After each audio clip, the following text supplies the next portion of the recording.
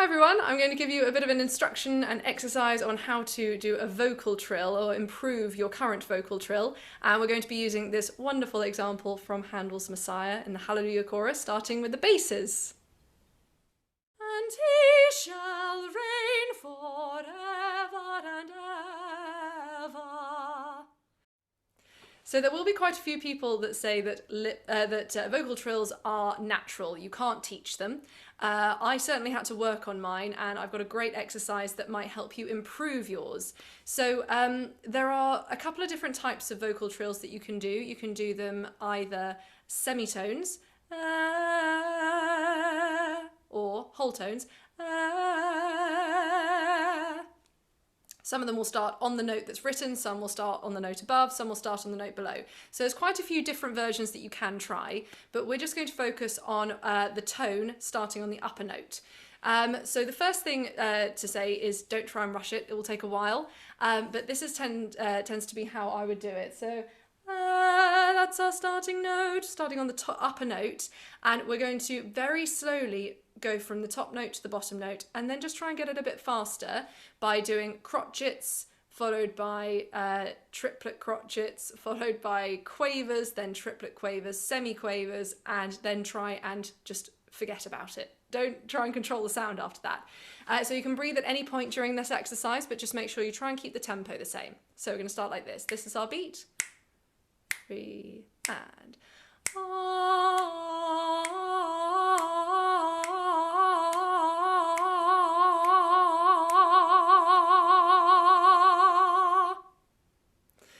So there we go. That is the general idea. So we're going to take that a little bit by little bit. Let's just try the crotchets. So here's our beat. 3 and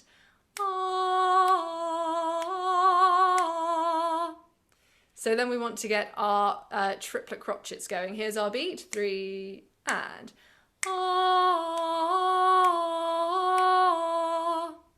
Then we have our quavers.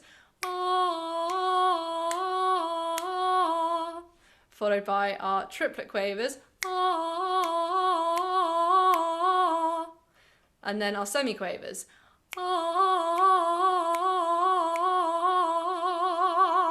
And that's why we want to try and let go and not control the sound.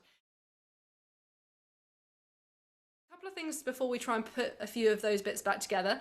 We shouldn't be feeling any tension through here. So all up here, the note's changing, but here we're not controlling it. We're not trying to squeeze that to try and get that note change. So let's try and do that. We're going to do essentially a 4/4 bar of each rhythm. So we're going to start on that top note. Let's try that. 3 and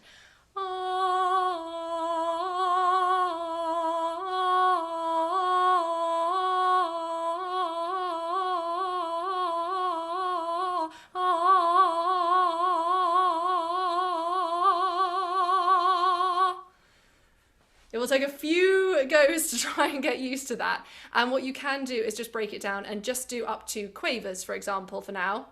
And you don't have to get that end trill going for as long as possible, but just see if you can do it for a little bit. And as soon as you feel any tension, try and stop and then start again.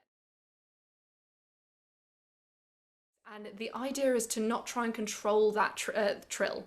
You want to just try and make it as easy and free as possible and have a bit of fun with it. And he shall reign forever and ever.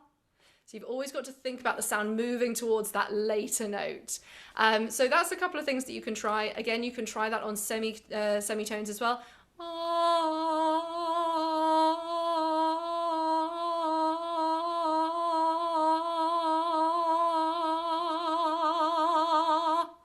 And just see how it goes. I hope that's helpful. If you've got any questions about when you try out that exercise, or you have anything else that you'd like to hear about, just let me know.